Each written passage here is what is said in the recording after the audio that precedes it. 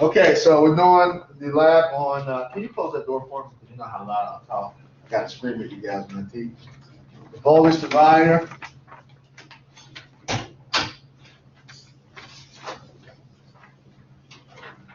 And we've already dealt with this. Remember the problem we did with the radio? We had a radio that operated on 9 volts, and we had a battery that was 12 volts. You can't hook a 9-volt radio to a 12-volt battery. You burn it up, you destroy it. So one way to do it is what we did. We used a resistor to drop the voltage. We drop voltage with it, but we can use resistors to drop voltage or to limit current. So one thing I can do, if I have a battery, let's say I have a battery here. I'm going to put values on here just so you can think about actual numbers. Let's say I have a 25-volt battery, and I don't need 25 volts. I need less than that. Maybe I need 12.5 volts. Well, I can either go get a 12.5-volt battery, or I can get 2 resistors of equal value. If this resistor and this resistor have the same ohmic value, then what is the voltage drop across each one? Each resistor will drop how many volts? 12.5. Well, if each one drops 12.5, if there's 12.5 volts across this resistor right here, then I can take a wire here and the wire here, and this is now the output voltage of my voltage divider circuit. And so what I can do is I can connect right here, bam, and I got 12.5 volts. If I wanted to, I can put another lead right here, and then maybe do this. There's no reason why I can't have a switch. And I got a position 1 and position 2, and now my output is right here, my V out. And so I can connect to position 1. Position 1, I'm across how many volts? 25. 25, right? From here, I'm across the whole 25 volts. Position 2, I'm across 12.5. So now I have a way of getting multiple voltage, but they're discrete voltages, right? What if I don't want a discrete voltage? What if I want a continuous voltage? Well, what if I do this? What's the difference between a potentiometer and a rheostat? A rheostat has 2 terminals. Potentiometer has 3. Rheostats control current. Potentiometers divide voltage. So I can take a pot, potentiometer, and make a voltage divider out of it. So what if I did this? What if I took a potentiometer instead of this? What if I took a potentiometer and I got the 2 legs?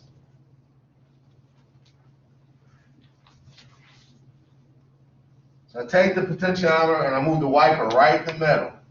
I move it right in the middle, then the resistance on this half is R, and the resistance on this half is the same. It is right in the middle. And then what I can do is take that and connect it to a battery. Again, I'll use 25 volts. 25 volts. And if I have this right in the middle, if I connect between the bottom here leg and that wiper, I can put a wire here if I wanted to, can I? If I connect between that wire and that wiper, what will be my output voltage? 12.5 again, just like this. The difference is now I can adjust this. I can't adjust that. I either got 12.5 volts or nothing. But here, if I move the wiper all the way up to here, and I connect there, I'm across 25 volts. If I move it all the way down to here, I'm across 0 volts. So now, just like this circuit, I can go in discrete steps. I can go to 12.5, 25. Here I can do what? I can vary it from 0 to 25, which is exactly what you do in your power supply when you turn it up and down. You have a variable supply. If you've ever seen you know those things you plug into the wall and it has a jack on the other end, you can plug devices into it. Sometimes they'll have a little switch on it. You can switch from 5 volts to 9 volts to 12 volts. That would be like this circuit. Other times you have a variable voltage source like your power supply. You can dial in any voltage you want. That would be like this one. Okay? What's the maximum voltage I can get on this one? 25. V max here is 25.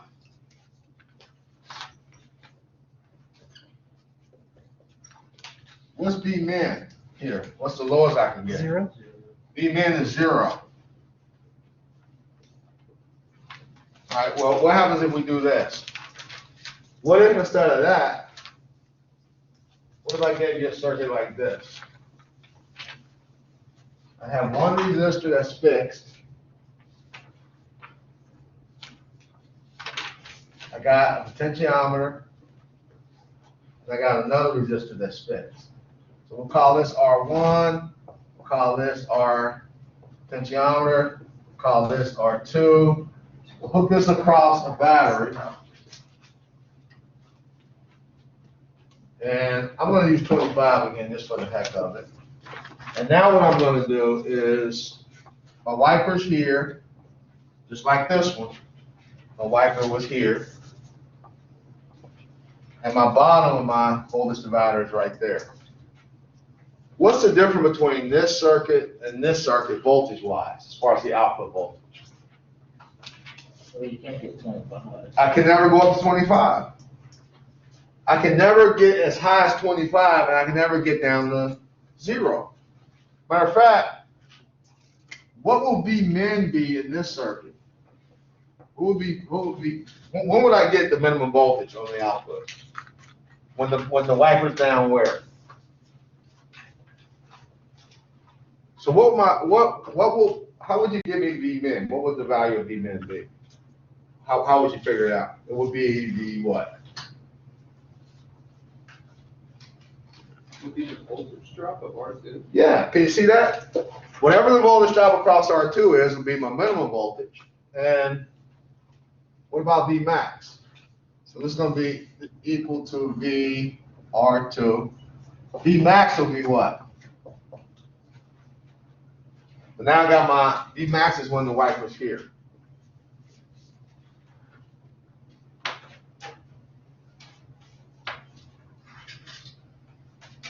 What would it be? R2 plus the voltage of the Yeah. Whatever the total resistance of, let's say I had a 10K pot. It will be 10K plus the value of R2.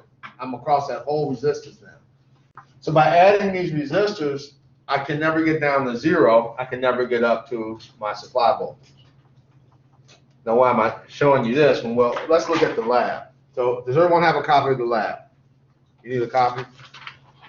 One of my pages in the back, I think I got a staple wrong. I got kind of messed up. Anybody else need a copy?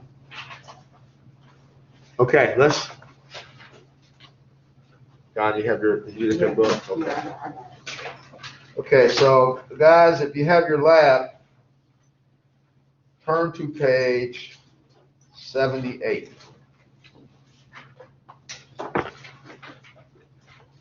You'll recognize 78 at the very top. What formula is that at the very top of the page? Voltage divider. That's the voltage divider rule. Riley, are you done? Yes. Let me sign you off. Check your lights.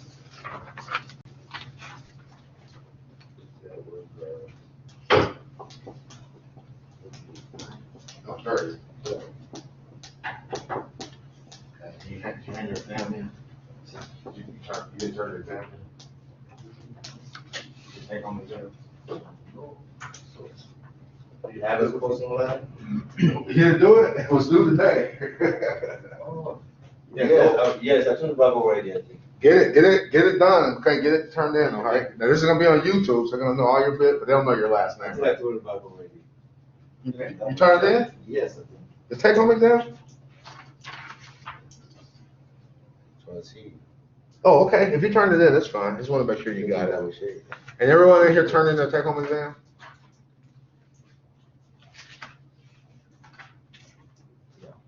Okay, all right. I was just. Okay. I was looking at, what was I looking at? So somebody said correctly the voltage divider rule. Look at figure 7.2 though. Look at figure 7.2 and look at the two formulas to the right of figure 7.2. When would I use the bottom formula?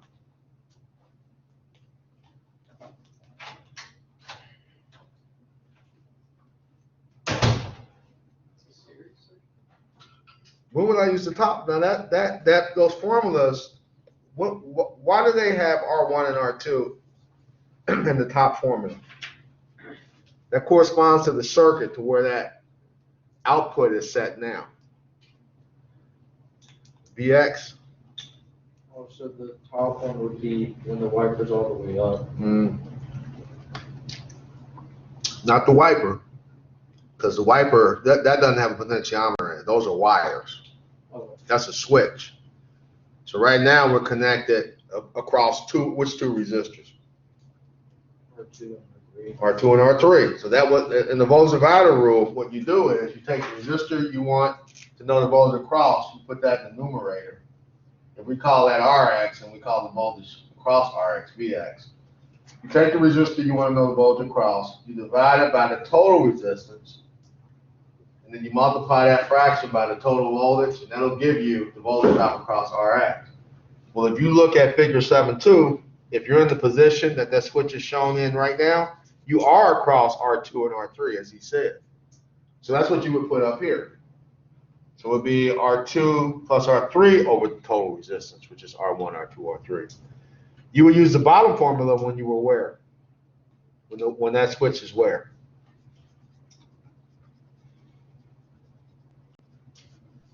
When you're just across one resistor.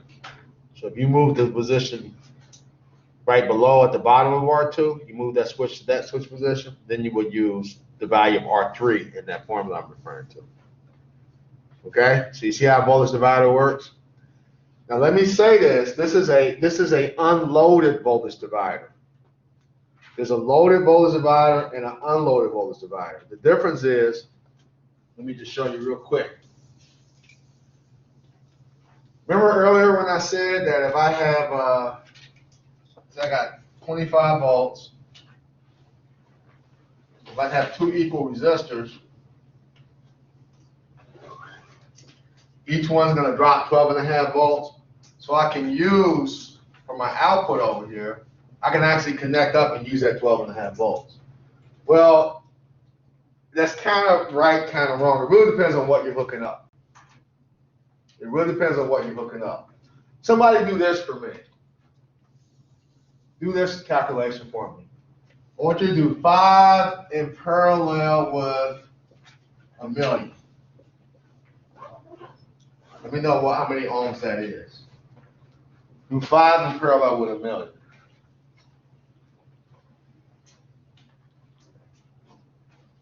Oh, thank you. Did you figure it out? Yeah. What's that? I had a brother before. What? A brother. Bro. You told me a corny joke, but you guys think about that. A sis and a bro, sister and a brother. Yeah, no. So me and him are on this corny joke thing. He told me the corniest joke today about a cow. Tell me the corny joke about the cow. A cow that's got a twitch. It's called beef jerky. Ah, yeah. No, that's corny, dude. See, like someone with a. I love it. I don't know what you're talking But about. Adam is his jokes are probably just as corny as Well, they. do you know why Tigger was looking in the toilet? Uh-uh. He's trying to find his friend Pooh. That I like. Who else said the other one I like? Somebody else said another one I like. The Outlaw. Who said that? Was that you? No, that's a good one. Oh, wait a minute. This is going on YouTube. We can't do this. Stay focused. So Okay, did you I get this? came up with 4.99. Okay, look. He came up with 4.9. Is it repeating? There's 4 9s and then a 7 5. Would you agree that that's 5? Would you agree that these are the same? Yeah. If I have 5 and 4.999, is that the same value? The point I'm making is, if I put something in parallel with something else, and the thing I put in parallel is a really high resistance, I really don't change the value of this. See, if I have put another, if I do 5 parallel 5, you know that answer is 2.5, right? So the point I'm making is, if I hook up something here that has a low resistance, it's going to change the whole circuit, and I won't really have 12.5 volts there. That's only true if I have something a high resistance. Like if I hooked up a 1 meg ohm resistor there, 1 meg ohm in 1 million ohms in parallel with R, it's going to give me basically R back. It's not going not gonna upset the circuit at all. So what I'm talking about is an unloaded voltage divider. If we actually hook up things and I wanna use that 12 volts, then other things come into play. You don't have to worry about that right now, but I just wanted to stress, in case you come back, you can go get your bachelor's and you go back and watch this video or think about what I said and say, hey, that won't work. Like, well, there's a difference between a loaded voltage divider and an unloaded voltage divider. And this that we're dealing with is a unloaded voltage divider. So how does this lab work? Well, procedures on page 79. Looks like about 10 steps. In this lab, you're going to design several voltage dividers, okay? I want to show you how to properly do it. When you design a voltage divider, let's say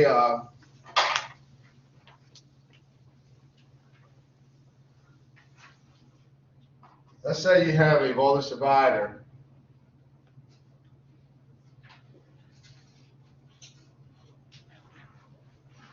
You always you don't draw the outputs like this. I see students do that all the time. If you say this is R1, R2, and R3, you really want to connect one of your output wires to the negative end of the battery. It's connected through here. And then let's say you want the voltage drop right there. You will connect one wire to the negative end of the battery. But what if you wanted the voltage drop across this resistor? Well, some students will just do this. Now you don't want to do that. What you want to do is, you want the voltage drop across this resistor, well, just change the place of R1 and R3. Put R1 here and R3 up there, and then you can do that. You always want one of the wires connected to the negative end of the power source. So in this lab, what you're going to do is turn to the back page. And if you got a copy from me, anybody got a copy from me of the lab? I got this in the pages in there wrong. You got to rip it out and restaple it. I got it turned upside down, and just rip that out like that. That should be the first page of your report. But I'm looking at page 83. And on page 83, you have your normal data table where you write in the measure values of resistors. So the very first thing you're going to do is get your resistors, measure the values. And then what I want you to do is you're going to build the circuit in figure 7.4, which is on page, I think it's on page, is that page 80? Yeah, no, page 78. So look at page 78, figure 7.4. You're going to build that circuit. Before you build the circuit, though, what I want you to do is to draw this circuit on a piece of paper or in your lab manual, and I want you to write down your measured values for resistors instead of the ones they have there. Write down your measured values for resistors there. And then using the voltage divider rule, I want you to calculate for that data table in table 7.1, I want you to calculate that center column. They want to know for that circuit, what is the voltage drop across each one of those resistors? You calculate it, and then they're going to have you in the very last column to the right, they're going to have you measure it to make sure what you calculated and what you measure agree with each other. So now you got the voltage drop across all those resistors. Okay? You got that information. Well, if you go to the procedure, go back to your procedure page, you're going to do something with those voltage drops. Read procedure 1, it tells you to get the resistor. 2, connect the circuit in figure 7.4. And procedure 3 tells you to apply the voltage divider rule to each one. Just put that in the table. But go down to number 5. Read number 5 to yourself. Procedure 5. And tell me what he wants you to do there.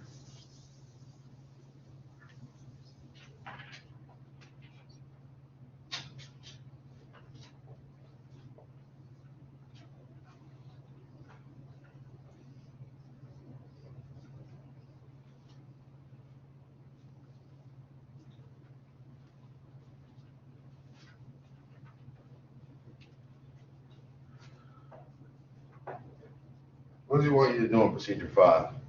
Observe the voltage measured in step 4. In Uh-huh. the space provided in the laboratory report, draw the same voltage divider as in figure 7.4, but show your drawing the output connector that will provide or produce a voltage of approximately 6.8. Okay, so in other words, you got all those voltage drops now that you verified it with the voltage divider rule and you measured it. So you know what those voltage drops are across the resistor. What he wants you to do is figure out which combination of resistors will give you an output voltage of 6.8 volts, something close to 6.8 volts. And all you gotta do is look at the voltages.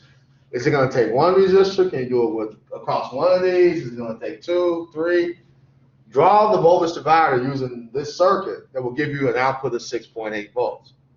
Well, now remember, let's say it's a combination of the voltage drop across R4 and the voltage drop across R1. If it's those two, then what you got to do is move R1 down right here and put your output at the bottom, because one of the outputs got to be connected to the negative end of the battery. So if R1 and R4 do it, then you're going to do it like that. You always show your output on the right and your inputs on the left. Okay? Question. So when you're changing the resistor, are you moving the resistor itself? You're physically moving the resistor to get that output, because you'll know this voltage drop, this voltage, only there may be one resistor that has 6.8 volts. Maybe I got one that's 6 volts and one that's 0.8. Maybe I got one that's one, it's going to be some combination to give you that output that you're looking for. Now let me show you a really common mistake students make with this lab. You come down and let's say you get this one. You'll see it's easy. Just see what numbers add up to 6.8, put the resistors in the right place, and you got it. So you do that, and you got that one. You say, hey, that was easy. Then they come in here and look at read procedure 8 to yourself.